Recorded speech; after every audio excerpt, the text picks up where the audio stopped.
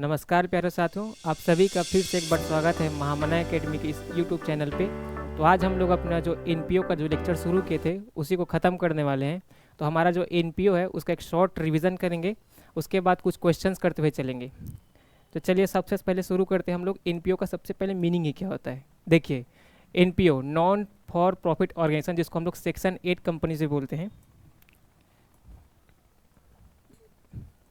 जो हमारा section 8 company होता है, सेक्शन 8 कंपनी मतलब सर जो जो नॉर्मली हमारे चैरिटेबल ट्रस्ट के लिए, कुछ एनजीओस के लिए जो हम लोग रजिस्टर करते हैं वो सेक्शन 8 में करा के रजिस्टर करते हैं। तो देखिए एनजीओ क्या होते हैं सर, एनपीओस क्या होते हैं। With the objective to further cultural, educational, health, religious, public services to public और to member etcetera, not with the purpose of earning profit. देखिए हम लोग जितने भी बेसिक एक्टिविटीज़ करते हैं, जो हम लोग डेली रेगुलर एक्टिविटी करते हैं, दो प्रकार के होते हैं। एक सर इकोनॉमिक एक्टिविटी होता है, एक नॉन इकोनॉमिक एक्टिविटी होता है। तो इकोनॉमिक एक्टिविटी नॉर्मली क्या होता है, हम लोग अपने प्रॉफिट अर्निंग के लिए करते हैं, जो रेगुलरली अपने लिविंग के लिए, लाइवलीहुड के लिए किया जाता है। जो हमारे नॉन ऑपरेटिंग एक्टिविटीज़ होते हैं सर, जो अपने हम लोग क्या होते हैं, मेम्बर्स अपने आप सोसाइटी को सर्व करने के लिए करते हैं, जिसमें कुछ प्रॉफिट अर्निंग वाला कुछ मैटर नहीं होता। ठीक है, तो सर एनपीओ वही होते हैं जो बिना प्रॉफिट के पर्पस के कुछ काम करती है। ठीक है, एग्ज़ाम्पल जैसे कुछ स्कूल्स हो गए, कुछ कॉलेज हो गए, कुछ पब्लिक हॉस्पिटल्स हो गए।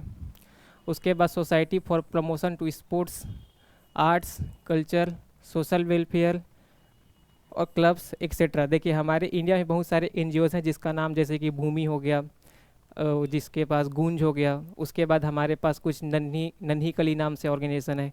तो ऐसे एनजीओज़ हमारे इंडिया में भी वर्क करते हैं।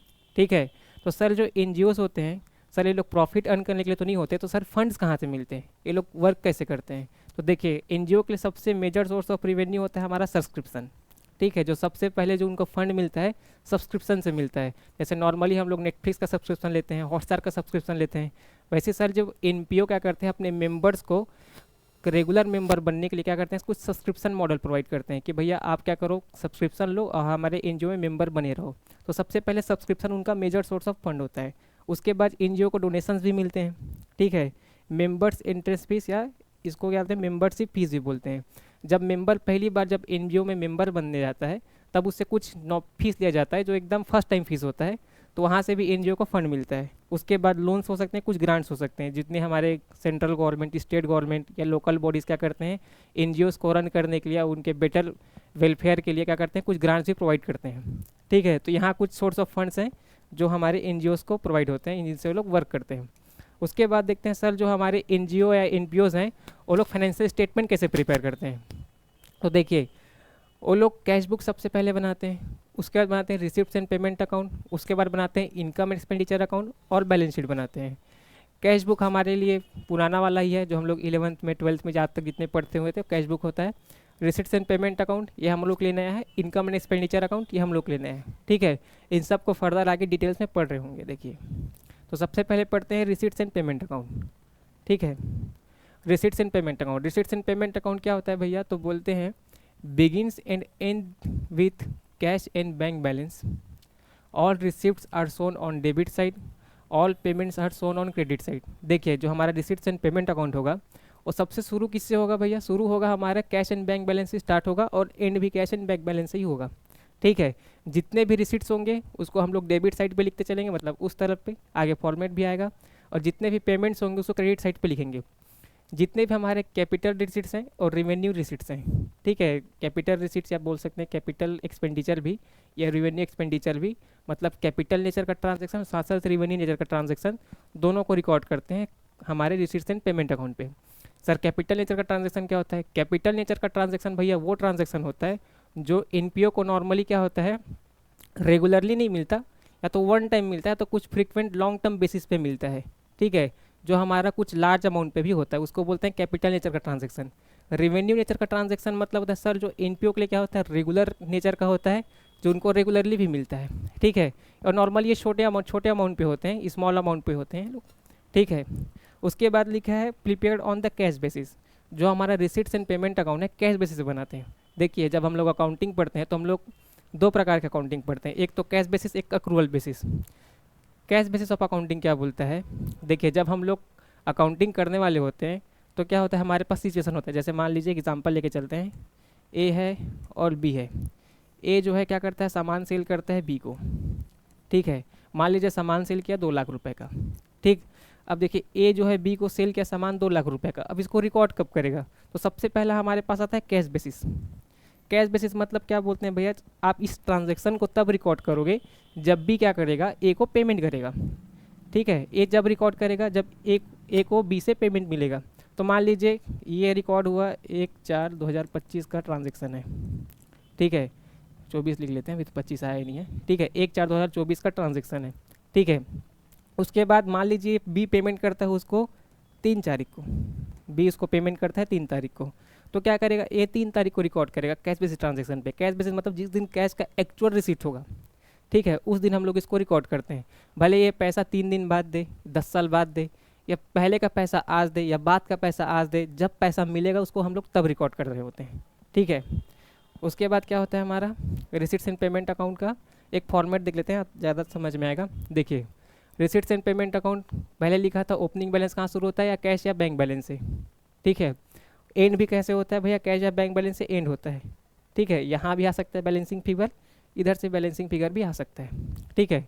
इसमें क्या कर रहे होते हैं, रेवेन्यू नेचर का ट्रांजैक्शन और कैपिटल नेचर का ट्रांजैक्शन दोनों लिख रहे होते हैं। तो देखिए रिसिट साइड पे क्या लिखा है, जितने भी हमारे खर्चे हैं, ठीक है, मतलब रिसिट साइड पे जितने भी हम लोग को पेमेंट मिला हुआ है, सॉरी जितना भी रिसिट साइड पे हम लोग को जितना भी पैसा मिलता है उसको हम लोग रिसिट साइड पे लिखते हैं, ठीक है। रिवेन्यू रिसिट्स हो गया या तो कैपिटल रिसिट्स हो गया, जैसे कि यहाँ सब्सक्रिप्शन हो गया, मेंबर्स का फीस हो गया, डोनेशन हो गया, ग्रांट हो गया, डिविडेंड हो गया, इन्वेस्टमेंट पे इंटरेस्ट हो गया, रेंट मिला, ठीक है।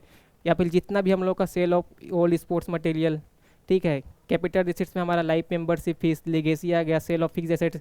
तो जितने भी हमारे रिसिट्स हैं जो हम लोग को क्या करते हैं एनपीओ में जनरेट होगा उसको हम लोग डेबिट तरफ लिखेंगे, और जितने भी पेमेंट्स होगा उसको हम लोग क्रेडिट तरफ पे लिखते हुए चलेंगे, ठीक है। पेमेंट जैसे कि स्टेशनरी के लिए पेमेंट, पोस्ट के लिए पेमेंट, प्रिंटिंग के लिए पेमेंट, सैलरी के लिए पेमेंट, रेंट के लिए पेमेंट, ठीक है। ऐसे बहुत सारे हम लोग के पास पेमेंट्स होते हैं।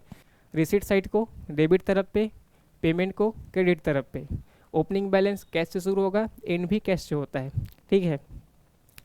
Balancing figure sir debit side भी आ सकता है, क्रेडिट साइड भी आ सकता है, ठीक है। Receipts and payment account simple सा होता है, जितने ही पैसे मिले उसको इस तरफ लिखिए, जितने भी पेमेंट्स हम लोग किए हैं उसको इस तरफ लिखिए, ठीक है। इससे उतना नॉर्मली क्वेश्चन पूछा जाता है नहीं। मेन हमारा है income and expenditure account. Sir income and expenditure account पहले सुने नहीं है, जो हमारा प्रॉफिट एंड लॉस अकाउंट होता है उसी का दूसरा नाम यहाँ पे इनकम एंड एक्सपेंडिचर अकाउंट है। अब एनपीओ प्रॉफिट के लिए काम नहीं करता तो हम लोग बेसिकली इसको इनकम एंड एक्सपेंडिचर अकाउंट नाम देते हैं, कि हमारे पास कितना इनकम आया, कितना हम लोग एक्सपेंडिचर किए। बाकी इसका नेचर सेम टू सेम हमारा प्रॉफिट एंड लॉस अकाउंट जैसा ही होता है, ठीक है। तो इनकम एंड एक्सपेंडिचर अकाउंट बनाते हैं किसके लिए, सरप्लस या डेफिसिट को डिटरमाइन करने के लिए, ठीक है। जैसे हम लोग वहाँ नॉर्मल हम लोग क्या बनाते हैं, जब प्रॉफिट एंड लॉस अकाउंट बनाते हैं तो प्रॉफिट या लॉस को डिटरमाइन करने के लिए बनाते हैं। इनकम एंड एक्सपेंडिचर अकाउंट बनाते हैं हमारे सरप्लस और डेफिसिट को दिखाने के लिए। सरप्लस मतलब प्रॉफिट, डेफिसिट मतलब लॉस, बस नाम अलग है काम वही है, ठीक है। इनकम्स को कहाँ रिकॉर्ड करते हैं सर, क्रेडिट साइड पे। इनकम का नेचर ही होता है क्रेडिट साइड पे रिकॉर्ड करेंगे, ठीक है। और लॉस को कहाँ रिकॉर्ड करेंगे, डेबिट तरफ पे। उसके बाद लिखा है प्रीपेयर्ड ऑन एक्रूवल बेसिस। वहाँ पे हम लोग देखें कि sir receipts and payment account cash basis पे बनता है। हमारा इनकम एंड एक्सपेंडिचर अकाउंट कैसे बनता है, हमारा एक्रूवल बेसिस पे बनता है। एक्रूवल बेसिस मतलब सर जैसे हम लोगों ने वहाँ पे देखा जब उसको पेमेंट मिला, ए को जब पेमेंट मिल गया तब वो रिकॉर्ड किया। अब यहाँ पे क्या हो जाता है, एक्रूवल बेसिस मतलब क्या होता है, जैसे कि मान लीजिए ए है और बी है। पहला वाला एग्जांपल लेके चलते हैं। ए ने बी को सेल किया 2 लाख रुपए का सामान, ठीक है, 2 लाख रुपए का गुड सेल किया, ठीक है। मान लीजिए ए सेल करता है 1/4/2024 को, बी इसको पेमेंट करता है मान लेते हैं 3 महीने बाद, ठीक है। तो अप्रैल हो गया, मई हो गया और जून हो गया। इसको जून में पेमेंट मिलता है मान लेते हैं, ठीक है। इसको जून में पेमेंट मिलता है भैया, 1/6/2024 को मान लेते हैं इसको पेमेंट मिलता है। तो मान लीजिए ए ट्रांजेक्शन रिकॉर्ड कब करेगा, तो कैश बेसिस से बोलता है जब उसको पैसा मिला, उसको जून में पैसा मिला तो आप उसको जून में रिकॉर्ड कीजिए। लेकिन हमारा एक्रूवल बेसिस क्या बोलता है, जिस दिन ट्रांजैक्शन अकर हुआ आपको उस दिन रिकॉर्ड करना पड़ेगा, मतलब 1/4/2024 को आपको रिकॉर्ड करना पड़ेगा। इसका मतलब सर भैया पेमेंट इज़ इमटेरियल, ठीक है। जो हमारा पेमेंट होने वाला है वो इमटेरियल होने वाला है, वो आज पैसा मिले कल पैसा मिले, ट्रांजैक्शन आज हुआ है इसीलिए हम लोग उसको आज रिकॉर्ड करेंगे, उसको बोलते हैं एक्रूवल बेसिस ऑफ अकाउंटिंग, ठीक है। उसके बाद होता है हमारा capital receipts and capital expenditure are not considered. हम लोग वहाँ पे पढ़े रिसीट्स एंड पेमेंट अकाउंट में जितना हमारा रिवेन्यू रिसीट्स या रिवेन्यू एक्सपेंडिचर होता है, जितना भी हमारा कैपिटल रिसीट्स या कैपिटल एक्सपेंडिचर होता है, हम लोग उसको वहीं पे रिकॉर्ड कर लेते हैं। लेकिन क्या बोलता है रिसीट्स एंड पेमेंट अकाउंट, हमारा कैपिटल नेचर के ट्रांजेक्शन को रिकॉर्ड नहीं करता है। ठीक है, या तो कैपिटल रिसीट्स हो या कैपिटल एक्सपेंडिचर हो। उसके बाद लिखा है it follows matching principal concept. देखिए मैचिंग प्रिंसिपल कॉन्सेप्ट मतलब भैया सिंपल से एक एग्जांपल लेके चलते हैं। मान लीजिए मेरा प्रॉफिट एंड लॉस अकाउंट है। ठीक है, यहाँ पे मैं अपना सेल दिखाता हूँ। मान लीजिए 2 लाख रुपए का यहाँ पे मैं सेल दिखा दिया।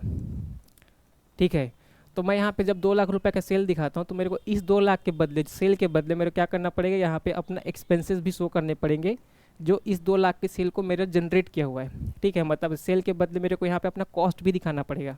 ठीक है, तो मतलब जो हमारा ये रिसीट्स एंड पेमेंट अकाउंट होता है वो मैचिंग प्रिंसिपल पे काम करता है। मैचिंग प्रिंसिपल मतलब भैया आपको जिस ईयर आप सेल किए हो उस ईयर का आपके सारे कॉस्ट को रिकॉर्ड करने पड़ेंगे, या तो जिस ईयर आपका कॉस्ट है उसके सारे रिवेन्यू को भी उसी ईयर में अकाउंट फॉर करना पड़ेगा। ठीक है, उसको बोलते हैं मैचिंग प्रिंसिपल कॉन्सेप्ट। ठीक है, इसका भी एक फॉर्मेट देख लेते हैं। देखिए इनकम एक्सपेंडिचर अकाउंट, जितने भी एक्सपेंडिचर हैं मतलब उसको इस तरफ लिखते चलेंगे। जैसे सिंपल होता था पीएल अकाउंट में सर लॉसेस को डेबिट करते थे, इनकम को क्रेडिट करते थे। ठीक है, तो सैलरी हो गया सर। ठीक है, मेरे पास इंश्योरेंस प्रीमियम हो गया, पोस्ट का कुछ खर्चा हो गया, ऑडिट फीस हो गया, प्रिंटिंग खर्चा हो गया, बैंक चार्ज हो गया, टेलीफोन एक्सपेंस हो गया। जितने भी एक्सपेंसेस है उसको हम लोग डेबिट साइड पे लिखेंगे। जितने भी इनकम्स हैं सर, सब्सक्रिप्शन मिला ये हमारे लिए इनकम है। सब्सक्रिप्शन का भैया न्यूमेरिकल आता है एग्जाम के क्वेश्चन में, तो सर सब्सक्रिप्शन का न्यूमेरिकल भी कराएंगे। तो आगे हम लोग सब्सक्रिप्शन का न्यूमेरिकल भी करते हुए चलेंगे, एग्जाम में आया हुआ क्वेश्चन है, इंपॉर्टेंट भी है। ठीक है, उसके बाद सर एंट्रेंस फीस मिला, डोनेशन मिला, न्यूज़पेपर को सेल करके कुछ पैसा मिला, कुछ लॉकर रेंट मिला, कुछ डिविडेंड मिला, बहुत सारे इनकम्स जो होते हैं उनको भी लिखेंगे। सर इनकम ज़्यादा एक्सपेंडिचर कम तो सर सरप्लस आएगा। जैसे यहाँ पे हम लोग लिखते थे सर नेट प्रॉफिट, यहाँ पे लिखेंगे सरप्लस। सर अगर एक्सपेंडिचर ज़्यादा इनकम कम तो आएगा हमारा डेफिसिट। ठीक है, तो दोनों में से कोई सा भी हमारे पास बैलेंस बन सकता है, सरप्लस बनेगा तो डेफिसिट बनेगा। ठीक है, इंपॉर्टेंट क्वेश्चन भी बन सकता है sir income and expenditure account से क्या पता चलता है, तो हमारा सरप्लस पता चलता है या तो डेफिसिट फॉलो पता चलता है। ठीक है, तो सिंपल सा क्वेश्चन है। उसके बाद देखिए सब्सक्रिप्शन। ठीक है, उसके बाद हम लोग पढ़ेंगे सब्सक्रिप्शन। ठीक है, एक सब्सक्रिप्शन आपको पढ़ा देते हैं यहीं पे सर, जो सब्सक्रिप्शन होता है उसका हम लोग अकाउंटिंग कैसे करते हैं। ठीक, तो सब्सक्रिप्शन का अकाउंटिंग कैसे होता है सर, या सब्सक्रिप्शन को हम लोग यहाँ पे लिखते कैसे। देखिए जो हमारा इनकम एंड एक्सपेंडिचर अकाउंट होता है वो बोलता है भैया आपको क्या करना है, रिकॉर्ड करना है। किसके हिसाब से आपको रिकॉर्ड करना है,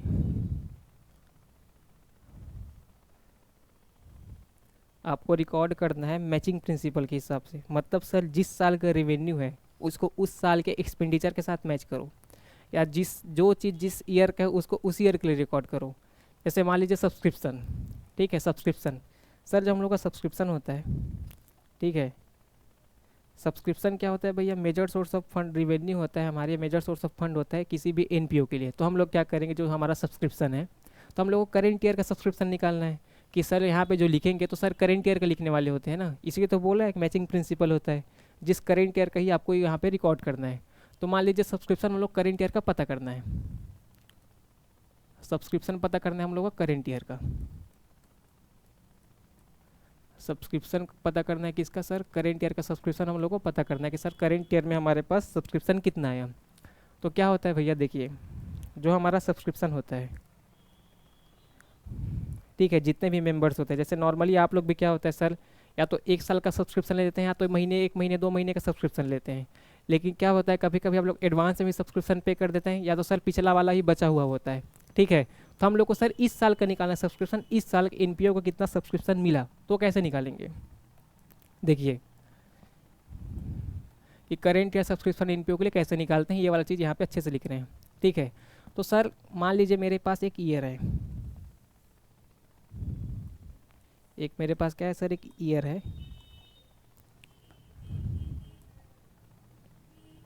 ठीक है, इसी को थोड़ा अच्छे से लिखते हैं, यहाँ पे लिख के चलते हैं। ठीक है सर, ज़्यादा पीछे नहीं चलेंगे, एक दो चीज़ें लेके चलेंगे। सर मान लीजिए यहाँ पे मेरा 2023 है, यहाँ पे 24 है, यहाँ पे मेरे पास 25 है। ठीक है, तभी मान लीजिए 25 चल रहा है, तो एक पीछे एक और ले लेते हैं, 25 को 26 लेते हैं। इसको 25 ले लेते हैं, इसको ले लेते हैं 24, ये ले लेते हैं 25।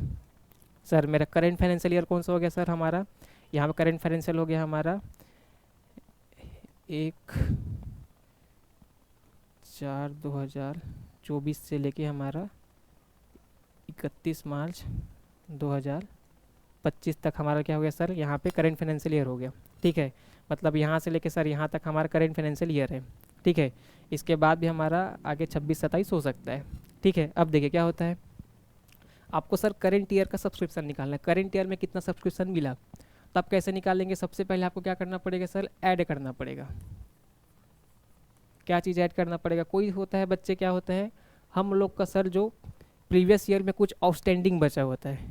ठीक है, जैसे मान लीजिए यहाँ पे लिखा है outstanding at the end of the period. मेरा ये 24-25 का साल है बच्चे, यहाँ से यहाँ तक मेरा चलेगा 24 से 25 तक का साल। ठीक है, यहाँ से लेके यहाँ तक मेरा ईयर है। ठीक है, अब इसमें क्या होगा सर, यहाँ पे मतलब 31/3/2024 को। ठीक है सर, यहाँ पे मेरे पास मान लीजिए 1 लाख रुपए का सब्सक्रिप्शन आउटस्टैंडिंग है। आउटस्टैंडिंग है मतलब सर बचा हुआ है, मतलब मेरे पास यहाँ पे कुछ सब्सक्रिप्शन 1 लाख आउटस्टैंडिंग यहाँ पे बचा हुआ है, और मेरे पास यहाँ पे क्या है 31/3/2024 है। ठीक है, यहाँ मतलब एक दिन जस्ट पहले यहाँ पे मेरे पास कुछ, मेरे पास ये क्या है सर भैया, ये मेरे पास क्या है, ये एंड पीरियड है मेरे पास, ये मेरा क्या है, ये मेरा बिगिनिंग है। ठीक है, मेरा बिगिनिंग में, तो सर मेरे पास कुछ एंड में पैसा बचा हुआ है, मतलब मेरे पास सब्सक्रिप्शन एंड में, इस साल के एंड में कुछ सब्सक्रिप्शन मिलना बचा है। तो भैया ये जो सब्सक्रिप्शन आखिरी में मिलना बचा हुआ है, ये मेरा इस साल का सब्सक्रिप्शन होने वाला है, इस साल का पूरा के साल का। तो मैं क्या करूँगा यहाँ पे आउटस्टैंडिंग एट द एंड, इसको क्या करूँगा, ऐड करूँगा। तो मान लीजिए मेरे पास यहाँ पे कुछ अमाउंट है, इससे मान लीजिए मैं यहाँ पे जो एंड का पैसा है उसको ऐड करूँगा। ठीक है, उसके बाद लिखा है सर एक और चीज़ ऐड कर सकते हैं। क्या चीज़ ऐड करेंगे, सोचिए, मेरे को इस साल का सब्सक्रिप्शन निकालना है, इस साल का। तो सर जो साल के आखिरी में जो मिला, तो साल के आखिरी में जो बचा हुआ सब्सक्रिप्शन है, मैं ये मान के चलूँगा वो इस साल का बचा हुआ है। ठीक है, उसके बाद भैया मैं ऐड करूँगा कौन सा वाला sir, advance in the beginning. Sir ये वाले डेट पे मान लीजिए मेरे पास कुछ एडवांस है। ठीक है, बिगिनिंग मतलब ये साल के एक दिन बाद का ही होने वाला है। तो सर मेरे पास मान लीजिए कुछ 1 लाख रुपए का एडवांस मेरे पास पहले से पड़ा हुआ है। एडवांस मतलब क्या होता है सर, एडवांस देते हैं अगले साल के लिए। तो सर मेरे पास बिगिनिंग में, साल के शुरू में कुछ एडवांस पैसा बचा हुआ था, मतलब वो भी मेरा इसी साल का होने वाला है। मेरे पास साल के शुरू में भी कुछ एडवांस मिलने वाला है, तो मैं भी इसको यहाँ पे जोड़ते हुए चलूँगा। सर कुछ कुछ को मैं हटा के चलूँगा, तब मेरे को इस साल का सब्सक्रिप्शन पता चलेगा। किसको हटाना है बच्चे, सर हटाना किसको है, advance at the end, advance at the end.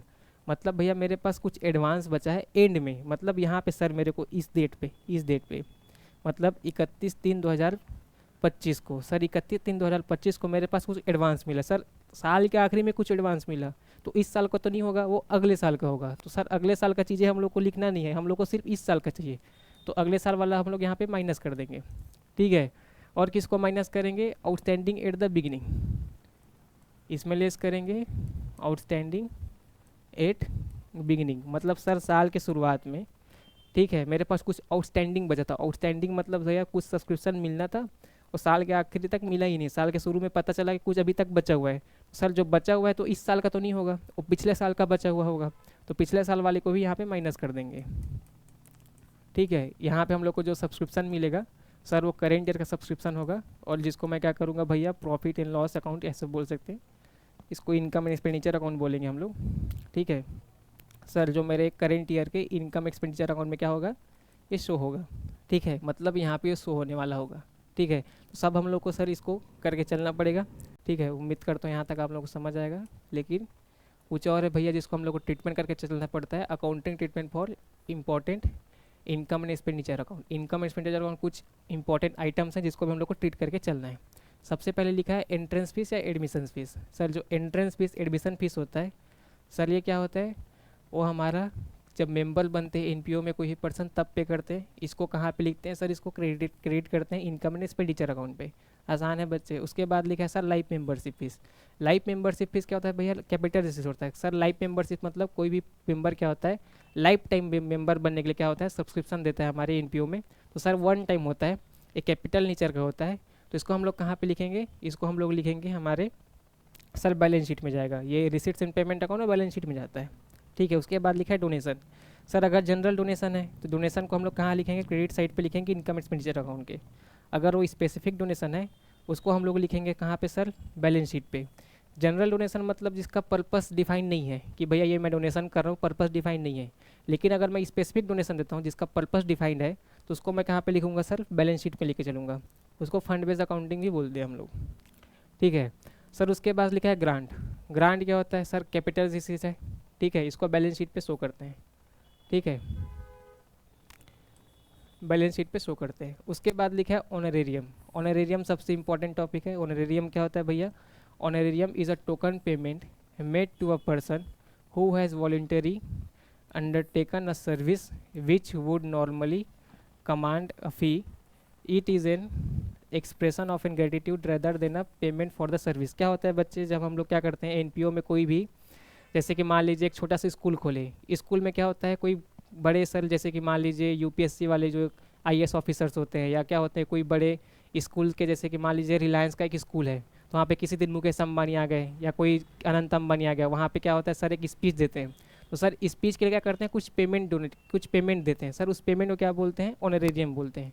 ठीक है, ऑनरेरियम क्या होता है, जैसे कोई गेस्ट टीचर आ गया उसको पेमेंट करते हैं लेक्चर के लिए, तो वहाँ पे क्या होता है, इसको सर रेवेन्यू एक्सपेंस है। ठीक है, इस रेवेन्यू एक्सपेंस को डेबिट करेंगे इनकम एंड एक्सपेंडिचर अकाउंट पे। इसी से रिलेटेड कुछ क्वेश्चंस हैं, इसको भी देख लेते हैं। ठीक है, तो सबसे पहला क्वेश्चन हमारा यहाँ पे देखिए क्या लिखा है, identify the steps of preparation of final account of NPO. भैया एनपीओ जब बनाते हैं तो फाइनल अकाउंट में एनपीओ के कैसे स्टेप्स होते हैं। ठीक है, ये हमारा ए बी सी और डी तीन ऑप्शन दिया हुआ है। ठीक है, ये क्वेश्चन नंबर हमारा 1 है। ठीक है, क्वेश्चन नंबर हमारा 1। ठीक है, तो भैया बोल रहे हैं कि जब फाइनल अकाउंट बनाते हो उसके स्टेप्स बताओ। तो कैसे बनाते हैं, देखिए सबसे पहले कैश बुक बनाते हैं तो ई वाला स्टेटमेंट पहले आएगा, या तो ऐसा समझ के चलिए यहाँ पे जो लिखा है भैया, कहाँ पे लिखा है सर, बैलेंस शीट बनाना। तो बैलेंस शीट तो सर आखिरी में ही बनता है, तो बैलेंस शीट आखिरी में बनता है, इसका मतलब ऑप्शन नंबर ए हमारा सही ऑप्शन बन जाएगा। देखिए सबसे पहले कैश बुक बनाते हैं, उसके बाद क्या करेंगे sir, receipts and payment account बनाएंगे। रिसीट्स एंड पेमेंट के अकॉर्डिंग क्या बनाएंगे, इनकम एंड एक्सपेंडिचर अकाउंट बनाएंगे। अगर किसी बच्चे को नहीं भी पता है तो यहाँ से पता कर सकता है sir, prepare receipts and payment account. B statement लिखा है prepare income and expenditure account from the receipts and payment account. तो रिसीट्स एंड पेमेंट अकाउंट से क्या करेगा, इनकम एंड एक्सपेंडिचर अकाउंट बनाएगा। तो सर सी के बाद बी आएगा, तो सी के बाद बी तो एक ही ऑप्शन पे लग रहा है, यहाँ सी तो है ही नहीं, सी के बाद बी, सी के बाद बी, यहाँ पे ये वाला ऑप्शन हमारा सही बन जाएगा। ठीक है, यहाँ डी 2 बार लिखा हुआ है। ठीक, उसके बाद है सिंपल क्वेश्चन भी था। उसके बाद ये वाला क्वेश्चन हमारा कि भैया सब्सक्रिप्शन निकालना है आपको फॉर द ईयर 2019-20। ठीक है, लिखा है as per receipts and payment account 31 March 2020 subscription received world 2,50,000। तो देख लीजिए सब्सक्रिप्शन कितना लिखा है हमारे पास, 2,50,000 का सब्सक्रिप्शन हमारे पास है। सर इसमें बताया गया कि आपको कुछ ऐड करना पड़ता है, कुछ लेस करना पड़ता है। तो ऐड क्या करना है, सब्सक्रिप्शन आउटस्टैंडिंग ऑन 1/4/2019। सर ये कौन सा डेट है भैया, साल के शुरुआत में सब्सक्रिप्शन आउटस्टैंडिंग है, साल के शुरुआत में सब्सक्रिप्शन मेरे पास बचा हुआ है। ठीक है, तो सर ये इस साल का तो नहीं है, ये तो पिछले साल का है। तो सर सब्सक्रिप्शन आउटस्टैंडिंग, ठीक है, जैसे यहाँ पे हम लोग आप लोग बताया कि सर सब्सक्रिप्शन आउटस्टैंडिंग क्या होता है, ऐड होता है या लेस होता है। देखिए सर सब्सक्रिप्शन आउटस्टैंडिंग है at the beginning, sir beginning में जो हमारा सब्सक्रिप्शन आउटस्टैंडिंग है वो क्या हो जाएगा, लेस हो जाएगा। तो यहाँ पे सब्सक्रिप्शन आउटस्टैंडिंग उसको लेस कर देंगे। ठीक है, जो हमारा आउटस्टैंडिंग सब्सक्रिप्शन है कितने रुपए का, 50,000 का, ये तो हमारा लेस होने वाला है। ठीक है, तो subscription outstanding at beginning, sir beginning में जो है उसको लेस कर देंगे, तो 50,000 हमारे यहाँ से क्या हो जाएगा, लेस हो जाएगा। ठीक है, तो 2 लाख रुपये बचा। ठीक, उसके बाद लिखा है sir subscription received in advance for 31/3/2020। Sir 31/3/2020 मतलब वही मार्च के आखिरी वाले पे आपको एडवांस से पैसा मिला। तो सर जो एडवांस से पैसा मिला वो इस साल का नहीं है, वो तो अगले साल का है। तो सर 20 में जो एडवांस से पैसा मिला साल के आखिरी में, वो इस साल का नहीं है, वो अगले साल का है। तो सर ये वाला भी माइनस हो जाएगा कितने का, 30,000 रुपये का। तो जब 30,000 यहाँ ही माइनस कर देंगे तो हमारा 1,70,000 आंसर बन जाएगा। तो हमारा डी ऑप्शन यहाँ पे सही हो जाएगा। क्वेश्चन नंबर 2 था। ठीक है, उसके बाद अगला क्वेश्चन पे चलते हैं, क्वेश्चन नंबर 3। ठीक है, यहाँ पे लिखा है it is the amount paid to a person who is not a regular employee of the institution. तो देखिए भैया, जो रेगुलर एम्प्लॉय ऑफ इंस्टीट्यूशन नहीं होता उसको कौन सा पेमेंट करते हैं सर? उसको वेज तो नहीं बोलते, सैलरी नहीं बोलते, डोनेशन नहीं बोलते, तो इसको ऑनरेरियम बोलते हैं। ठीक है, ये हो गया क्वेश्चन नंबर 3। Question number 3। उसके बाद आते हैं क्वेश्चन नंबर 4 पे। ठीक है, क्वेश्चन नंबर 4, ये हमारा हो जाएगा question number 4। Question number 4, question number 4 क्या बोल रहा है? The main source of revenue for NPO कौन सा होता है भैया? सर गुड्स सोल्ड करके होता है क्या? गुड्स सोल्ड करके तो नहीं होता। सर पीरियोडिकल सोर्स करके होता है क्या? नहीं। सर एसेट सोल्ड करके होता है क्या? नहीं। तो सर जो सब्सक्रिप्शन मिलता है मेंबर से वो हमारा क्या होता है? मेजर सोर्स ऑफ रिवेन्यू होता है। तो क्वेश्चन नंबर आता है 5। क्वेश्चन नंबर जो 5 होता है, बोला है libraries run by the charitable trust. Sir जो लाइब्रेरी चलाते हैं चैरिटेबल ट्रस्ट वो क्या होता है? तो एनपीओ है बच्चे। सिंपल सा क्वेश्चन था। उसके बाद आते हैं क्वेश्चन नंबर 6 पे। Question number 6,